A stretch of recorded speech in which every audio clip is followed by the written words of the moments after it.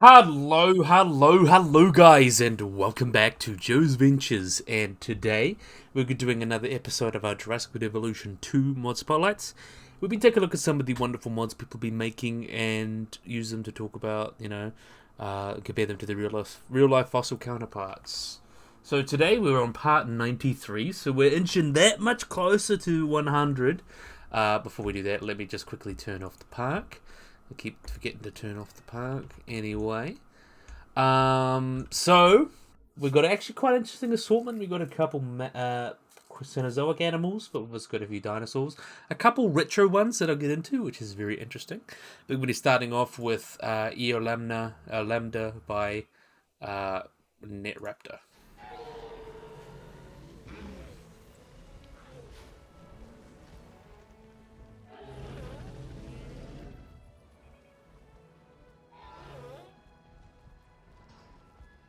That's a real pretty one, if I do say so myself. Let's see if we can get one. There we are. I'll have a look at you. There we are. Perfect. And, of course, it likes to do that, doesn't it? And I like this game is still 2 years old and that hasn't been fixed. So this is Eolambia, or Lambda, which means Dawn Lambeosaurine. So these guys are a genus of herbivorous hadrosaurid dinosaur, come from the early Cretaceous of the US, and contains the single species Eolambia carolinense, which is named by paleontologist James Kirkland in 1998. The type specimen was discovered by Carroll and Ralph Jones in 1993, with the species name honouring Carroll. And since then, there have been hundreds of bones discovered from both adults and juveniles, so that gives us a really, really good idea of their skeleton, and we have all sorts of different individuals, which is really cool, so it's quite well known. And all these specimens have thus been found in the Emery County, Utah, and a rock member known as the Massachusetts member in the Cedar Mountain Formation, so it may sound familiar to you. So it was first discovered in 1979. Peter Galton and James A. Jensen discovered a fragmentary right femur, and then by BYU 2000, belonging to a hadrosaurid dinosaur from that formation. First hadrosaurid from the lower Cretaceous, and then at the same time there was another hadrosaurid remain kind of found there. There was a bed that was found with about 6 individuals from 5 locales, so it is quite well known. And in 1998 it was described as Eolambia carolinense, so it's Dawn Lambeosaurus, so it's kind of the early or the first one. And this was given its name because its position was believed to be one of the earliest Lambeosaurines, so one of the groups that hadrosaurs between the Lambeosaurines and Saurolophines. It was believed to be one of the earliest members of that group. It may be a little bit complicated than that, but we'll get into it. But yeah, this is a very well-known species. There's quite a few discoveries. It is known from quite a few different specimens, which is really cool. And as I mentioned, it's from the Cedar Mountain Formation, and we'll get to a little bit more about that formation. So Eolambia is a large hadrosaurid. Its skull is about 1 meter in length, although this was probably due to its long snout. In 2016, kind of the estimates have been about 6 meters or 6.1 meters long, and a hip height of about 2 meters, and a weight about a ton or two. So, unlike a lot of its later relatives, it does not have a crest. It has a very similar skull to animals like Ecojubus and Probectosaurus. Very simple kind of, I wouldn't say basic skull, but yeah, no big crest like a lot of its later relatives would have. Similar to like Edmontosaurus and things like that, they don't have big crests. And but yeah, a lot of its anatomy does portray, as being a bit more basal and a little bit more similar to things like iguanodons, which is quite interesting. In terms of the classification, as I mentioned, it was described as a member Hadrosauridae, and is believed to be quite early in that group. It was actually included to be one of the common ancestors of Hadrosauridae, which is now divided into the Saurolophine and the Lambeosaurine, which are two quite primary branches of those hadrosaurs. So it's kind of right in there. And there's been a little bit of debate. There's kind of studies looking at it back and forth. The earlier ones suggested to be quite basal on Lambeosaurine, and then it's also now been described potentially as a non-hadrosaurine, so a little bit later, so a little bit earlier, back in the day. So it would have been outside those groups. So it's a little bit more basal than we thought. And most recent research kind of comes up with the most recent research actually suggests that it is more of a Guanodontian. So it's a little bit more further back in the tree, more in Hadrosauromorpha, related to like Dinosaurus and Protohadros.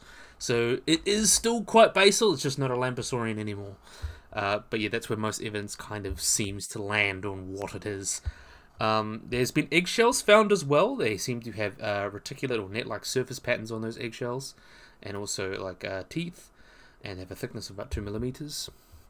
They are, as I mentioned, known from quite a few different individuals. The number of teeth actually in juvenile actually increases from about 23 as a juvenile to 33 as an adult, which is quite cool. And we have evidence of quite a lot of bone remodeling in these bones, like the medullary cavity has many cavities, and we have 5 lines of arrested growth, or a 6th leg can be present. So that gives us evidence of when they were kind of growing and then stopped growing and growing and stopped growing. So that could be, years. So it may have taken that long. So some legs can be obliterated by bone remodeling, but things like that. But it gives us kind of an idea of their growth rate, and their growth rate actually seems to be similar to things like Alpkarakush and Maiasaura. So they reach maturity or sexual maturity about 7 or 8 years old. So that's quite interesting. So the environment of the most intuited member was quite interesting. It's a poorly drained floodplain. A lot of cracked mud and things like that. Abundant plant debris, so it suggests it was a very rich habitat. And it was actually part of the area that would have become the Western Interior Seaway. And it was a very rich environment. There was animals, such as crocodilians, lots of crocodilomorph species. Cyats is an animal that would have lived with. It would have been a predator of the species. Some Maniraptorans like Paracodon and Richardstoidea.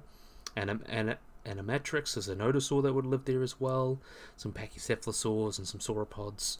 Not a lot of that is named there, but a very rich formation. We do have a lot of specimens of dinosaurs and non-dinosaurs and plants, which is quite interesting. So yeah, really, really cool species. Nice to get a good look at this one. Even though it looks, unassuming, it's actually quite important in the story of life and dinosaurs. It taught us a lot about how they'd be related to each other. So next up, that was done by Netraptor. Next up, we got by Gojira Chief and Viral Cyclops. We're going into the Pleistocene. We have got Castoroides.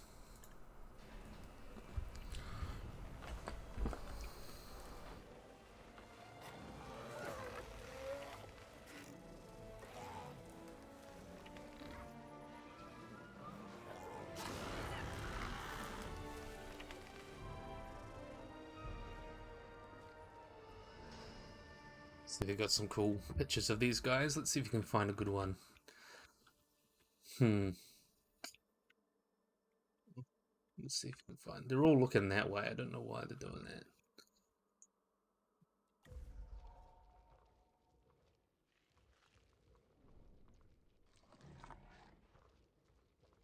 Let's see if we... Oh, there we are. Perfect. So this is Castoroides. So Castoroides, which in Latin means beaver-like. So castor is beaver, like is oides, or just known as the giant beaver. So these guys are an extinct genus of enormous bear-sized beavers that lived in North America during the Pleistocene. And there's 2 different species known. There's Castoroides ohioensis, which I believe is this species, which is the found in most of North America, and then Castoroides dilophosaurus, which is found in the southeastern United States. And there was another one that was found to be invalid, and a member of the other species. So Castoroides is much larger than modern beaver species.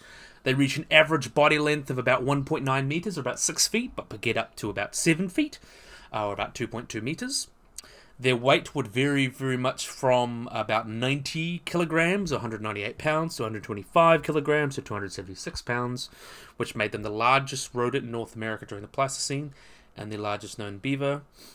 And there have been some evidence that they may have been much lighter, closer to 77 kilograms, but that's actually quite disputed. So they're pretty much in the same range as a black bear in terms of their size. So they're very big, especially for a rodent. They are up there with some of the biggest rodents. I think they'll still be considered bigger than a capybara, much bigger than a capybara. So even though they look very similar to modern beavers, they do have some differences. The hind feet of the giant beaver were much larger than those of a modern beaver, and its hind limbs were shorter. So let's maybe get a better look down there. You can see a little bit of look there. Their tail was longer, and actually may or may not have been paddle-shaped. Oh, that's not what I wanted to do. Let's see if I can put that back. I want to have a look at the tail. So it's not very much, that big paddle tail that a modern beaver has. It's much more long. Actually more similar to that of a muskrat, which is quite interesting. So not quite that long, tail that's typical of these guys. That's better. That's better. Okay. And it can only be assumed that its feet were webbed like modern species, and the skull structure of the giant beaver suggests it actually participated in extended underwater activity thanks to its ability to take more oxygen from its lungs. So even though it is a beaver, its ecology may have been slightly different, much more aquatic, and we'll get a little bit into that. And one of their defining characteristics was their incisor teeth. So they were quite huge and actually differ a lot in shape and size than those of modern beavers. So modern beavers tend to have incisors that's smooth, while the teeth of giant beavers have a textured striated enamel surface. And obviously these teeth were much larger, get to about 15 centimeters or 6 inches thick. And that will give us a hint into they're actually quite different in ecology. So as I mentioned, there's about 2 known species. There's Castoroides dolophilus, which is found in Florida and those southeastern states, and then Ohioensis, which is pretty much found throughout the rest of the US. These 2 species of giant beavers are actually not closely related to Castor or the modern beavers. These guys would have likely had a common ancestor between 16 to 20 million years ago, and they actually belong to an extinct subfamily of North American beavers that are quite diverse, such as Eocastor and Protocastoroides, which was a group that sadly went extinct with the extinction of Castoroides. So in terms of where it was first found, it was first discovered in 1837 at a peat bog in Ohio, hence the name Ohioensis. And Castoroides had, as I mentioned, these large teeth, and they probably had a very powerful bite. And the remains of these giant beavers have been found along with Paleo-Indian artifacts, and animals such as flat-headed peccaries, short-faced bears like Arctodus, and stag mooses in Ohio. And there's been fossils pretty much found all over the place, and which is quite cool. And then, as I mentioned, some of the other species, Dinosaurs, was actually found in Florida and South Carolina. So it's a little bit later, which is quite interesting, or a little bit more down south. And looking at the isotopes, this is really cool because this is really what separates them from modern beavers. So stable isotopes actually suggest that Castoroides would have eaten mostly aquatic plants rather than the woody diet of living beavers. So these guys, in ecology, actually better fit something like a muskrat or potentially even a manatee. So they're like the manatee of the north, you could say. So they ate a lot more aquatic plants rather than the stems and woody plants of beavers. So it's a great example. And there's no evidence of these giant beavers constructing dams or lodges. And the shapes of the incisors would actually made it much less efficient for cutting down trees, and they likely would have been heavily dependent on wetland environments for both food and protection from predators. So that's a way that they would have niche partitions when competed with North American beavers, which is cool. So in terms of its extinction, it was believed to be extirpated from Alaska and the Yukon about 75,000 years ago due to hostile environmental conditions. And it was believed to have gone extinct in the late Pleistocene, along with most of the other cool megafauna, like mammoths and mastodons and camels and horses of America, Smilodon, Arctodus, all those really interesting Pleistocene megafauna they're believed to have gone extinct around that time, about 12,000 years ago. It was believed to be part of the overkill hypothesis, but there's a lot of evidence to suggest that actually the climate would have actually greatly affected these guys as well, because they needed both wetland habitats and associated with mixed conifer forests may have actually been quite a big issue for these guys. They likely would have been extirpated from a lot of the habitats because of the glaciers, and potentially with the glaciers coming in, they would have been already restricted in a lot of their range, because obviously their habitats would have moved down, and that could have impacted a lot of their extinction. And we do have some evidence of people interacting with them. There's not a little is known from certain interactions, but there is different scientific theories or human artifacts that have been linked to them hunting Castoroides, believe it or not. And there's actually believed to be, in 1972, there was actually a Anguillan kind of myth of a gargantuan beaver that created a dam so high on the St. John River, the lake began to almost reach the sea. and then the dam was struck down by a Wabaki heroic figure called Glushlup with his axe to create the reversing force. So that's believed to be close to Castoroides. And there's several stories in different oral traditions of the First Nations people, Native Americans, of talking about giant beavers standing as tall as a tall man. So I think that's a very interesting, way potentially that's how they remember Castoroides. Yeah, really, really cool species. Love talking about these guys. I do quite love them. You see, they're quite cool. Definitely a big fan. So yeah, we're going to let them run off and do their thing, of course. So this one's another one of our retro ones. So this is done by Glitch and Trip, I mean. So this is a retro one. So this is an Oviraptorosaur. It is called Chirostenotes, I believe that you say that. Chirostenotes, yes, that's how you write it.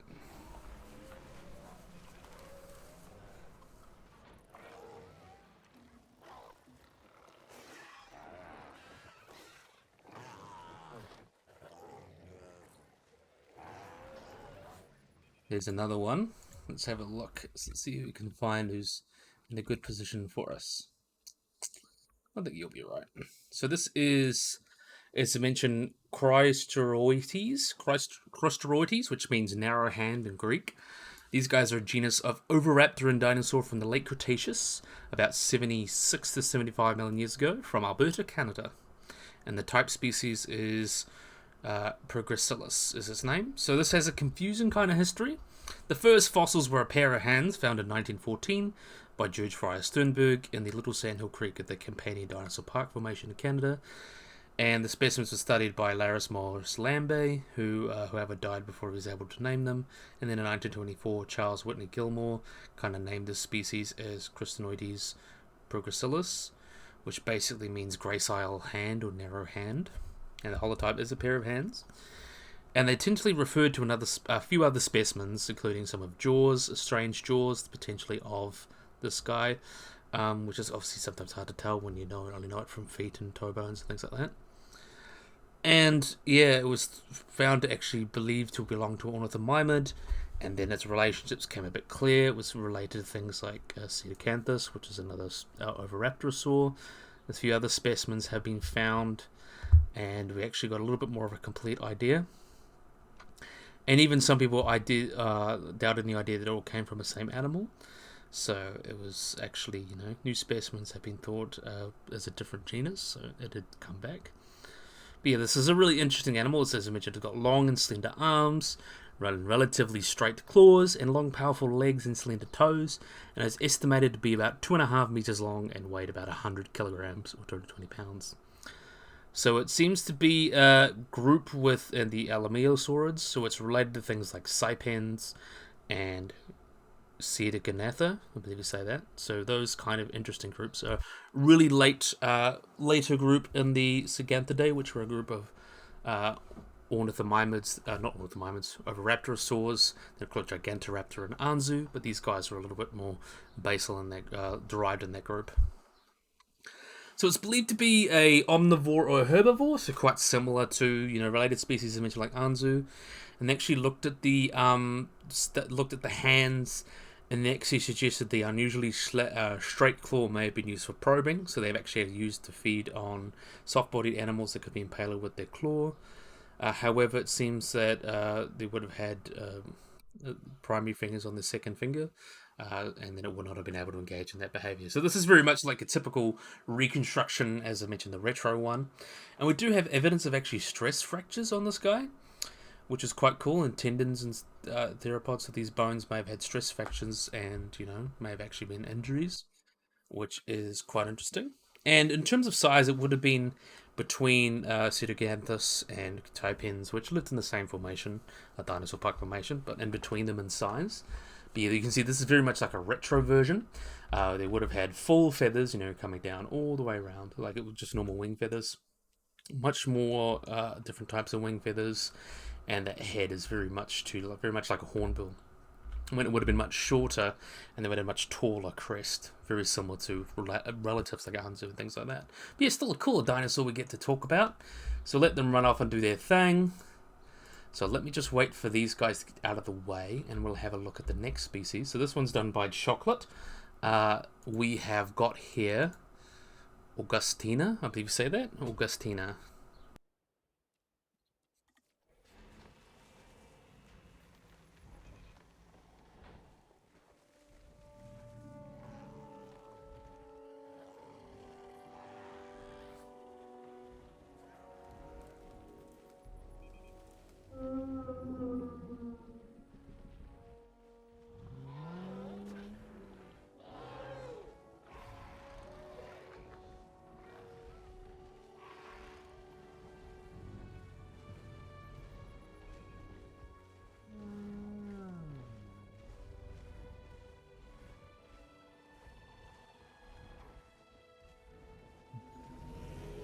They just couldn't not have the spotlight, could they?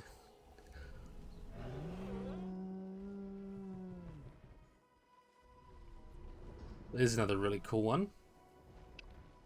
So this is another retro version. So this is an older interpretation of the animal, as we'll get into. So Augustina is a genus of sauropod from the early Cretaceous of South America. So one of those really cool ones. And it is a diplodocid, so it is related to things like Diplodocus and things like that. So we'll get into that cool bit of history there. So it contains a single species called Augustina legabelli, which is known from a single specimen from the Lojan Cura Formation in the Neuquén province of Argentina. And it would have lived in the early Cretaceous, about the Aptian to Albian stages of the early Cretaceous, so about 116 to 108 million years ago. So the holotype, an early known specimen, was discovered in 1997 by an exploration of the Mues Argentino de Ciudades Naturales in Buenos Aires, and a few kilometers west of the city Puno Lafern in the Neuquén province. The rocks of the site were actually found as the formation as mentioned, and we talked about the generic name, which is Augustina, which honors the then student Augustin Martelli, who discovered the specimen.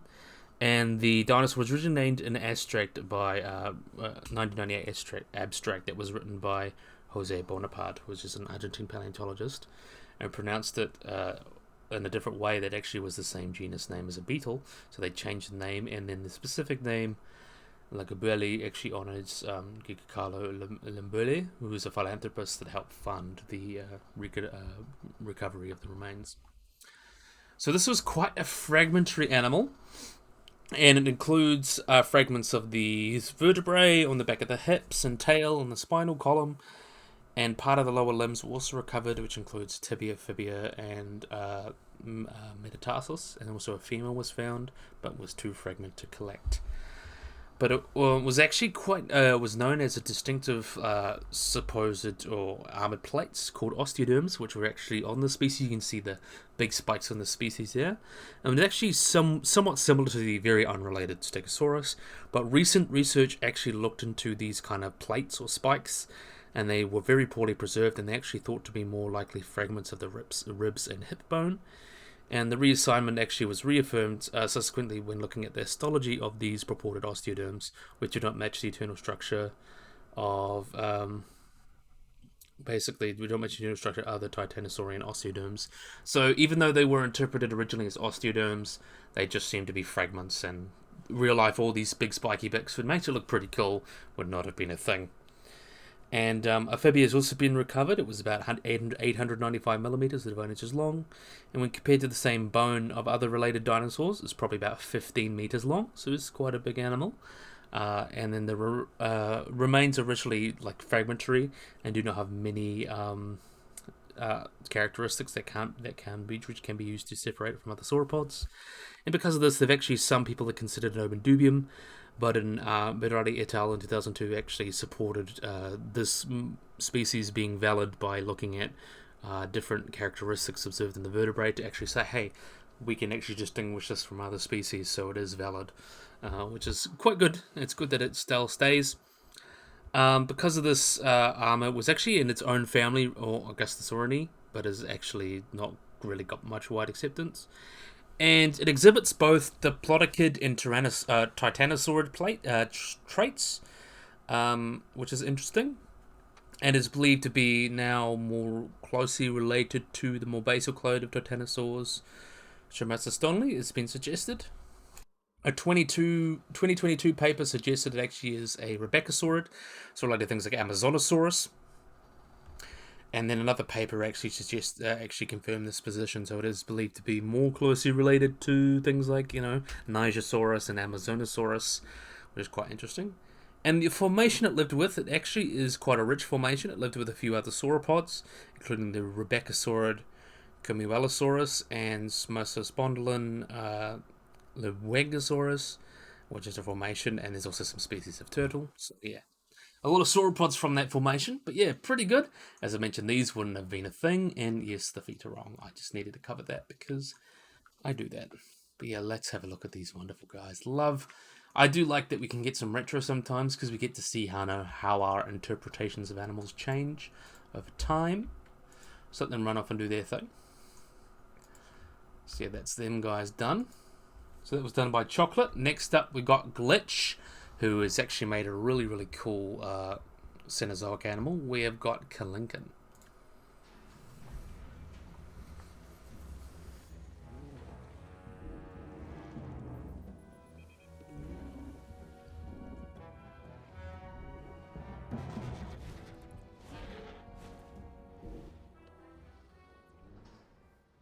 So this is a very, very interesting animal. Very much a good bit of history with this guy.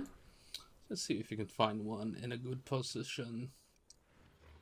Yeah, you see there. I like this one. So this is Kelenken. So Kelenken is a genus of Forest racid, or terror birds, which is an extinct group of large predatory birds that lived what is in now, South America. And Kelenken would have lived in Argentina during the Middle Miocene, so about 15 million years.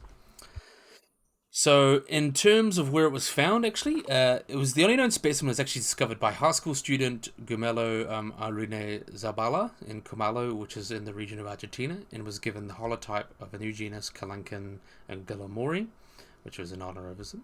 So, the genus name refers to the spirit of the Tuileries mythology, then the specific name honors the discoverer.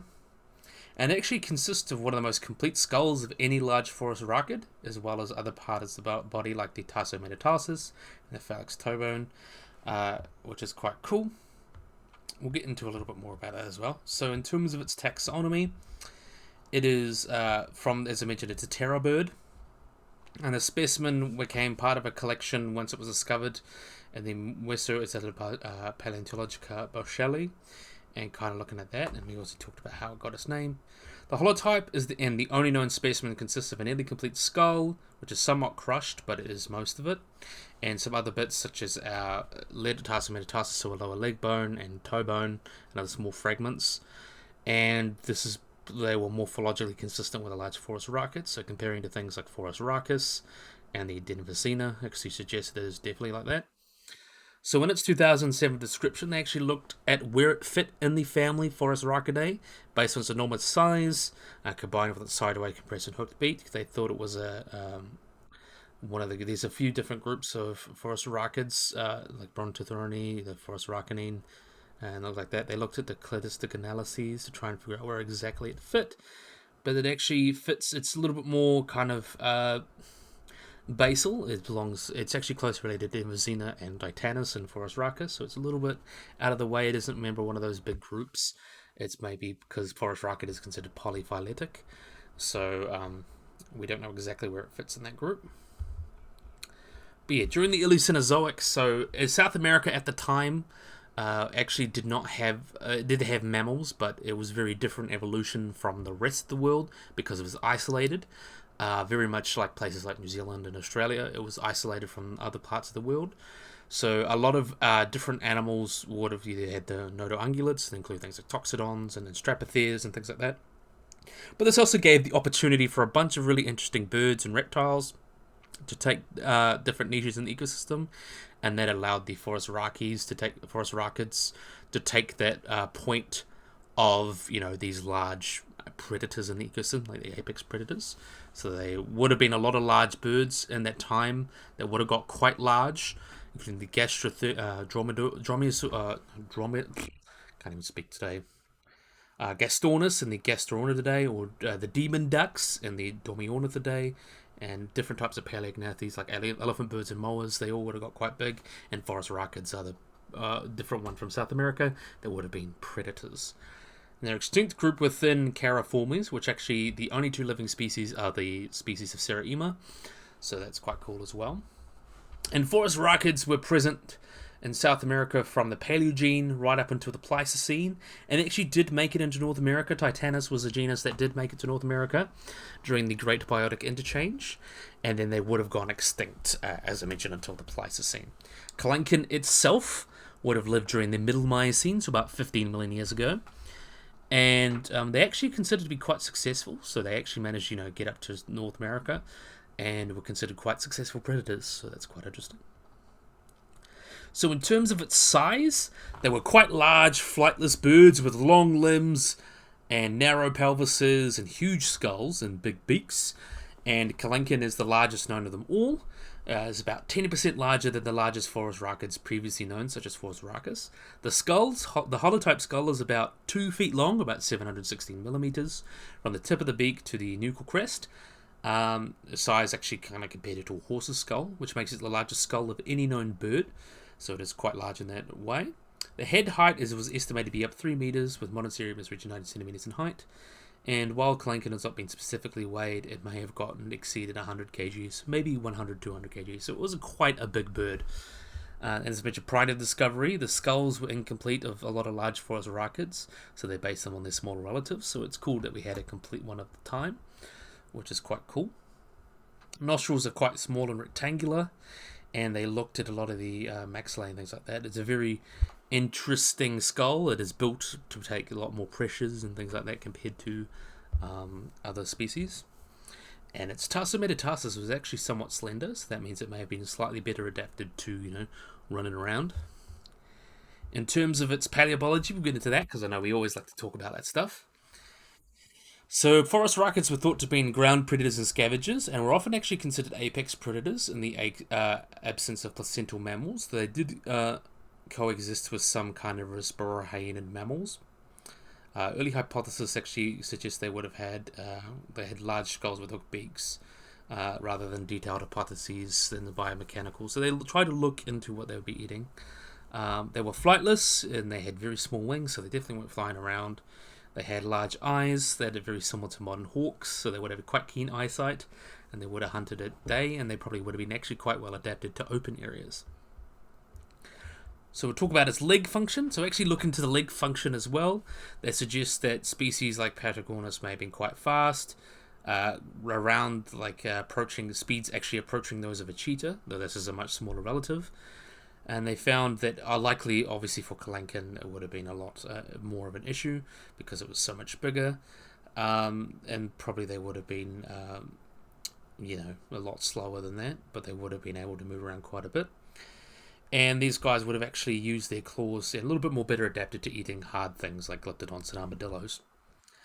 And looking at other research as well, Discovery Kelenken actually shed light on the traditional idea of them being a bit slow, but these guys would have been a little bit more bulky.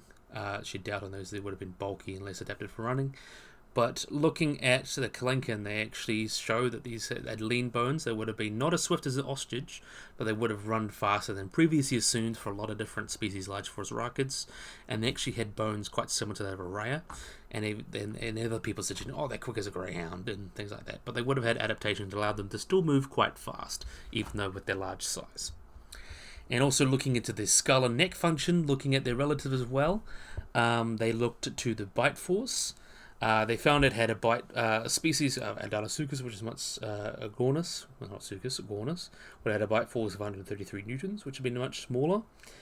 And they would have had intercranial immobility, so their bones would have been more fused together, which would have led them to be stronger. These adaptations are also seen in modern Seraimas and white-tailed eagles, that should allow them to be more deal with stresses. So they would have been better adapted for dealing with large, struggling prey in their beaks and be able to peck and retreat. And actually looking at different members of the terrorbird family, they actually looked at the flexibility of the neck. And then there was a 2020 study looking at the morphology of the skull. and the Terrabirds type skull, which included Kelenken, would have been more rigid and stiff, and these larger Terrabird types would have been more adapted for dealing with larger prey. In terms of paleo environment, as I mentioned, they would have lived in Argentina and Patagonia at about 15 million years ago. This formation at the time, it would have been semi-arid, with temperate to warm dry habitats or bushland habitats. Very open habitat, so there would have been a great place for terrabirds, so they would have been able to run around and catch things. And the formation actually had quite a wide variety of mammals, which is quite cool. So they would have had xenarthrans, lots of xenarthrans like sloths and things like that. Also Anthropotheres, which are almost like a weird tapir elephant hybrid. Sparacidonts, primates and rodents, and all sorts of really cool animals, and also some marsupials too. So a very rich habitat and lots of prey for these guys, which is quite cool. So yeah, we'll keep keeping on. So let them run off and do their thing. Of course, they're going to sit there and just hang out the front there. Standard behaviour. I just don't want them sitting anywhere near here because they're going to impact here. So next up, we got another mod by Netraptor. So the Kelenken was done by Glitch. We've got Chenanisaurus done by Netraptor.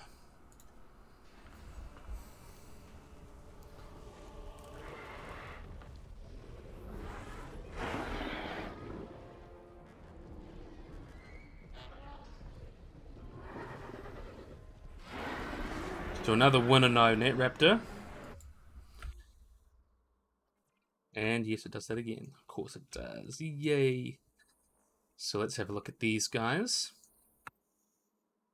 So Chenanisaurus, I think you say it, is a genus of predatory abalisaurid, and is known from the single species Chenanisaurus barbarichellis, which comes from the upper Maastrichtian phosphates of the Ulan-Udan Formation in Morocco, so the one that has all those really interesting pterosaurs and some other interesting animals as we get into.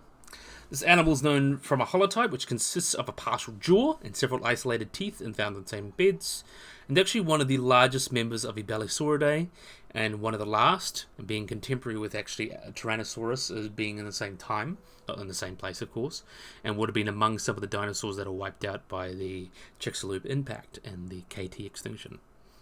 So it was quite large, about 7 to 8 meters long, and its size is comparable of large Balisaurus such as Carnotaurus and Pyromentosaurus.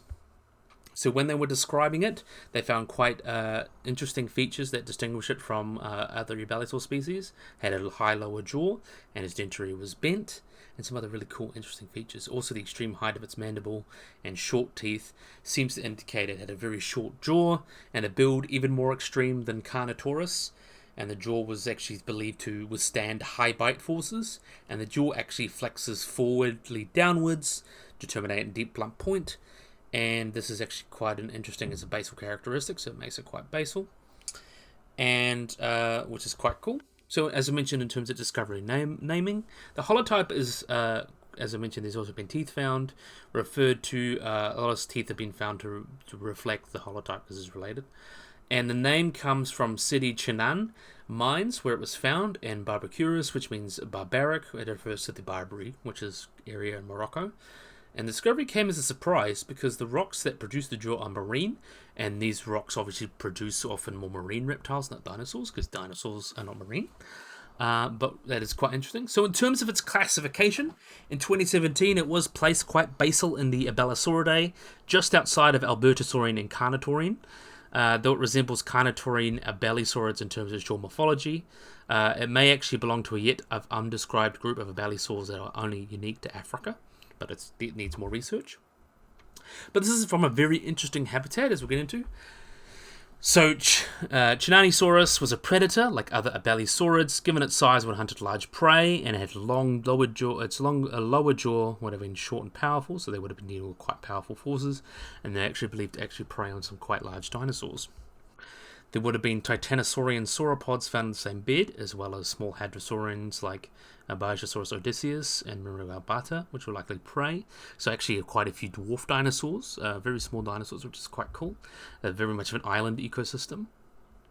The presence of this species in the phosphate is actually unusual because of the phosphates don't belong to a marine environment.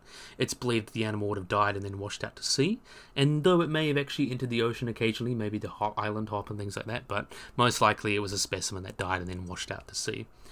Other Gondwanian continents, such as South America, India, and Madagascar, actually show similar collaboration with Titanosaurs and Abelisaurs in latest Cretaceous, so they're quite diverse.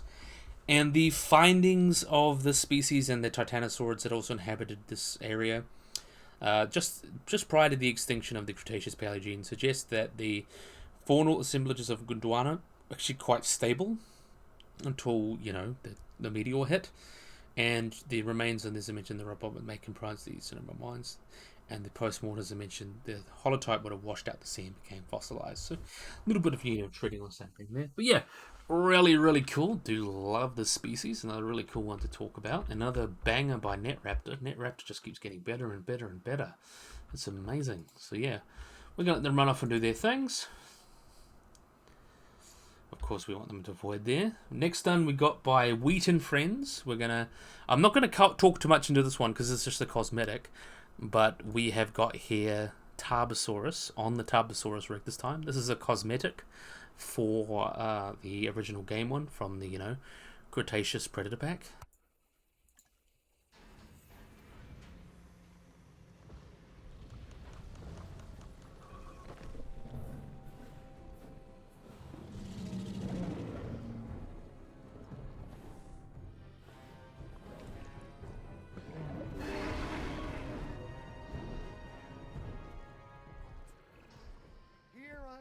Trying to decide whether or not introducing a Tarbosaurus was really a good idea, but I guess it doesn't matter now.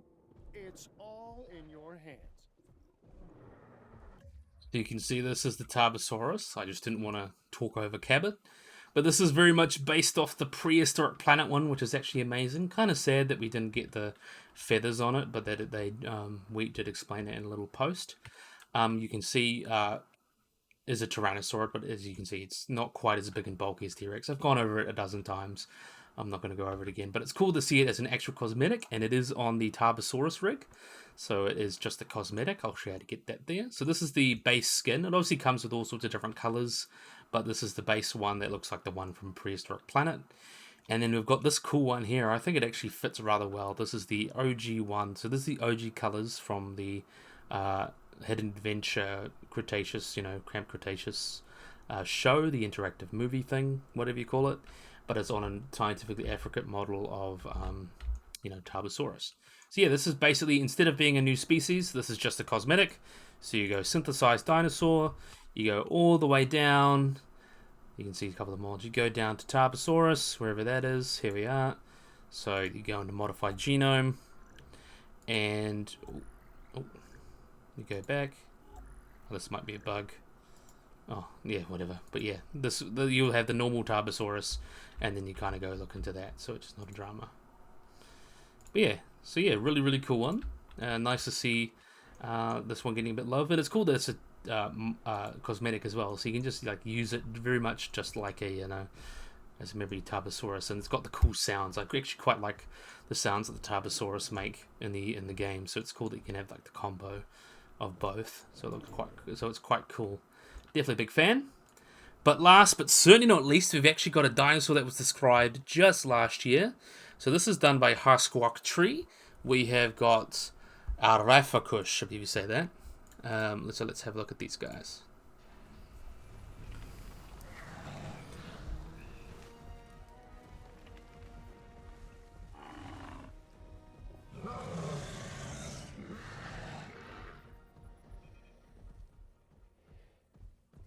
So this is definitely Tree is actually just starting to really knock these mods out of the park.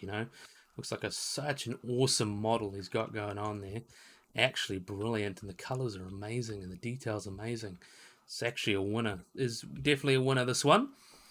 So this is Alpkarakush. So this is a extinct genus of Metrocanthosaurids, so related to Metrocanthosaurus and a lot of those species. And this is a theropod dinosaur from the Jurassic Balzabani Formation in Kyrgyzstan. And the single species is Alpkarakush Kurzichnensis. So it's like from meaning Kyrgyzstan, and is known from partial skeleton. So the fossil material are found in the Balabanzi Formation in Kyrgyzstan. I'm not going to bother with some of those words. Initial fieldwork was conducted in 2005-2006, discovering these two partial skeletons, and then further excavations in 2014, and then 2016 and 17 recovered them. Then in 2023, they revisited the site and got even more material, and it's believed to be at least in 2 individuals represented by the recovered bones, both of which are assigned to this genus. So the holotype consists of lots of skull bones, partial vertebrae, some ribs, hand bones, the pelvic girdle, most of the hind limbs, the left tarsus and metatarsus, and the paratype is a small individual, which does have some isolated teeth, the part pelvic and the fibia, things like that, so it is quite complete. And in 2024, Rahut et al. Described this species as a new genus and a species of Metrocanthosauride, based on the fossil remains. The generic name, Alpkarakush, is actually a name after a mythical powerful bird from the Epic of Manas, and the name Kernigzigs, Kurzichnensis, or something, Kyrgyzings, is actually the name of the region or the republic of the discovery where it was found. So, as a Metrocanthosauride, it was a relatively large predator with a highly arched skull. And this actually had a prominent orbital brow, as you can see there, which is actually apparently quite rugose in the species, which is quite interesting. You can see it there, which is quite cool. And it's estimated to have a body length of about 7 to 8 meters. And based on growth marks observed in the Thema versus histology, or via histology, they actually found the holotype was actually at least, which is the largest specimen, is at least 17 years old when it died, and was likely still growing slowly. So the small paratype was much younger than it died, being a large juvenile or a small subadult. So yeah, these guys potentially could have kept growing throughout their lives, or they've just slowed down, 20, 30, 40 years, could have lived still quite a long time. And as I mentioned, it is in the group Metrocanthosauridae, actually quite a basal member. So it is related to things like Chenanisaurus, Metrocanthosaurus, Sinraptor, and Simotyrannis. Very interesting group. And it's cool that we get to talk about dinosaurs that are still discovered so recently. Another really cool carnivore. So yeah, and I like how this one's positioned. Really nice colours and texture. This one is really knocked out of the park. Really, really brilliant. So yeah. So I think that's it for today. We'll let everyone go off and do their thing. So thank you, Netraptor. Thank you, Gojirachi, Viral Cyclops, Trip, Glitch, Chocolate, Wheat, and Harshquark Tree. You've all done really, really awesome jobs with these mods. They're really, really cool. You've all done a great effort. So I think, yeah, this is a great place to end the video. So I really, really, really hope you guys enjoy this video. Hope you guys like and subscribe. Always remember to get the little bell icon to get notified below anything. So yeah, if you guys enjoyed this video, hope you guys like and subscribe, and bye-bye.